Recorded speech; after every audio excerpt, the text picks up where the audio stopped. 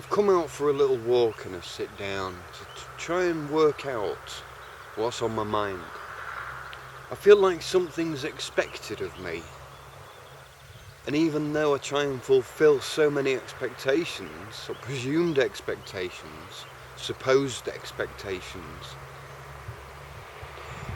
I obviously run out of energy trying to fulfill all of those expectations. Inefficiency. And so it's about stepping back and saying, okay, if I'm so busy trying to fulfill expectations, maybe there's some that I'm missing. There's an expectation of myself, a self-expectation, that if not fulfilled, will leave that feeling.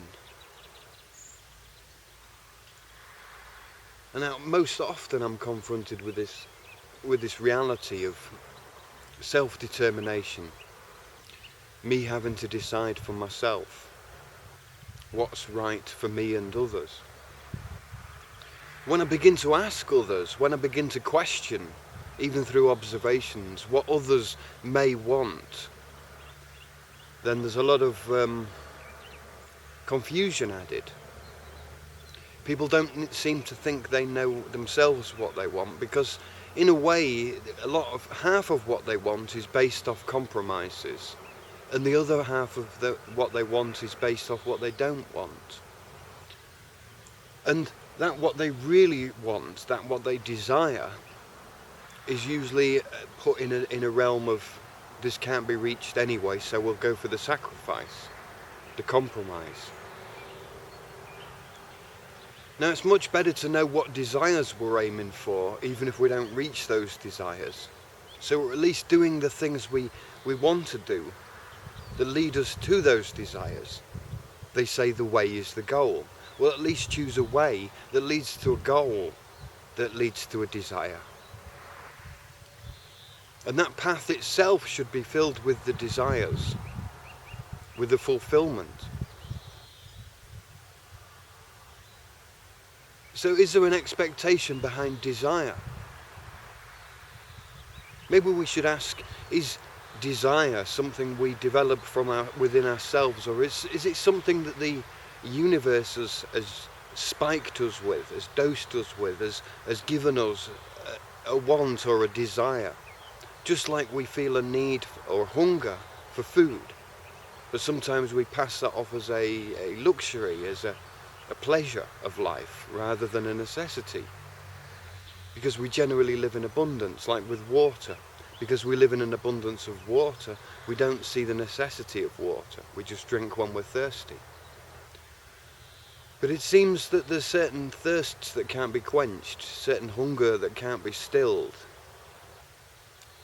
the kind of hunger in the spirit, the hunger to be together, to observe, to see the world, to experience, to express ourselves, to be in a cosmic interplay, dance with the universe, feel happy when the universe is happy, feel sad when the universe is feeling sad, but not to feel alone, not to feel dislocated, not to feel restricted.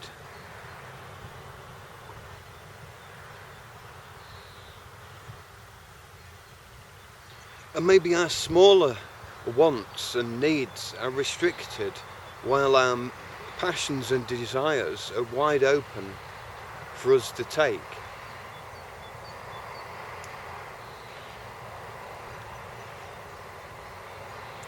The miraculous can be more rational and probable than the nature itself. It can rain or snow or turn cold or hot. And we have no control over that, but we have control over our own destiny, over the paths we choose, over the decisions we make. And every small decision can lead to a great outcome, to a great possibility, to greater potential. And as we sit back in our armchair, watching the television of life pass us by, in our great comfort and pleasure, with our drinks and food and warmth and shelter, maybe we see no need to pursue anything, to find a purpose, to have passion, to have desires, because mere curiosity and passing of time is enough to still our spirit. But sometimes, some of us, we want to stand up and we want to express ourselves, we want to live, whatever that means. It definitely means making a different kind of decision, having a different kind of conviction.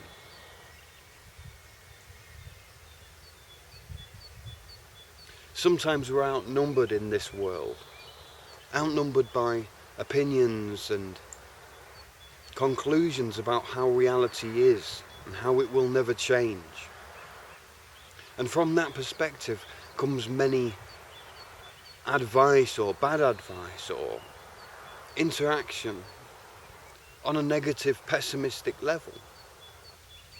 And it can become very, very lonely, and you can find yourself in great solitude.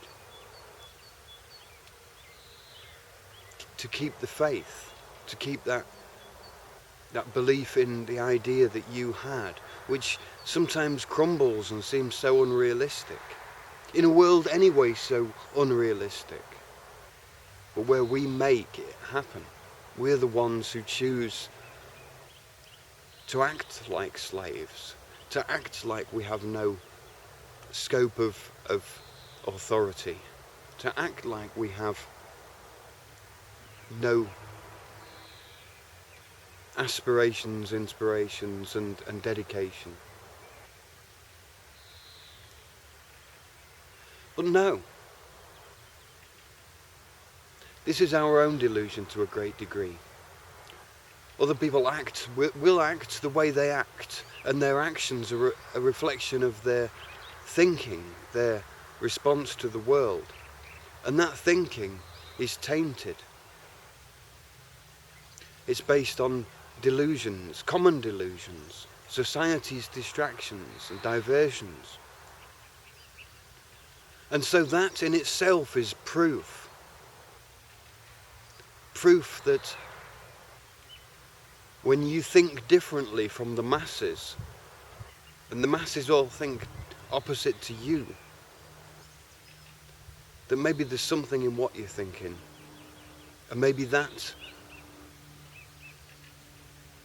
multiple of opposition validates your idea, your vision, your path.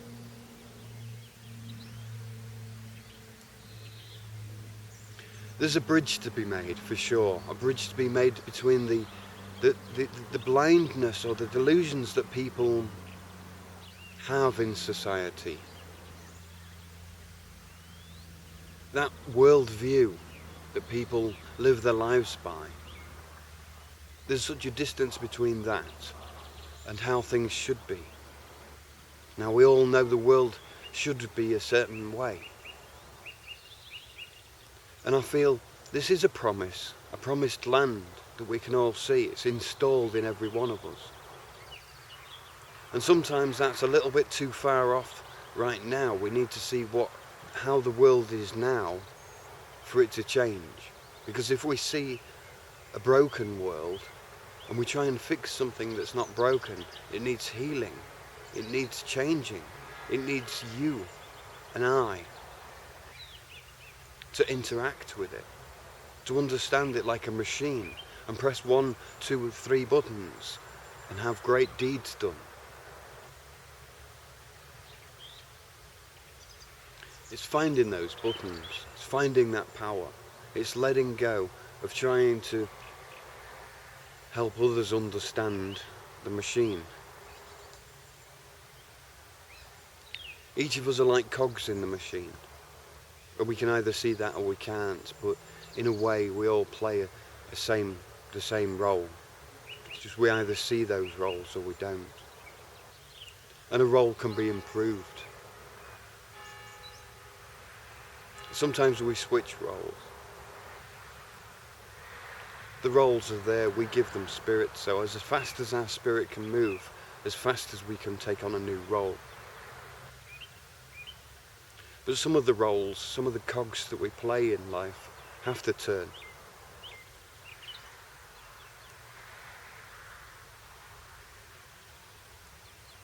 It's about keeping the faith in yourself.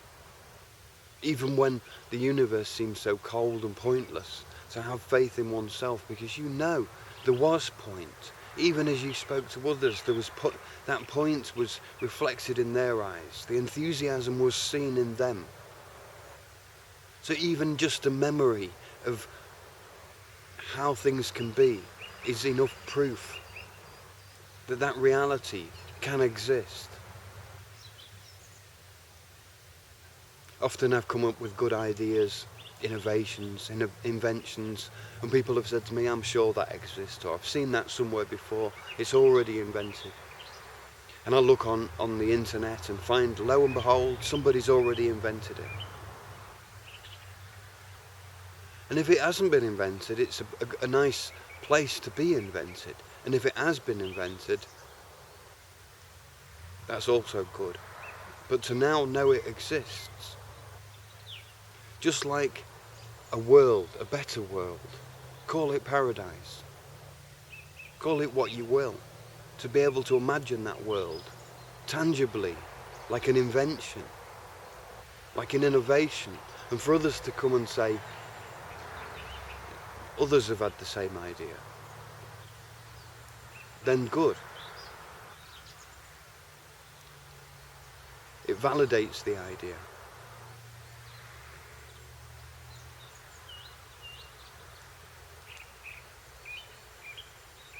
And if you're the only one with the idea, you have to ask yourself, in a world where the masses are deluded by simple deceptions, could it really be that you have something that they don't see? Quite simple. Seems more realistic to me, even if the edges are fuzzy. I'll leave it there. Thanks for listening and watching. See you later.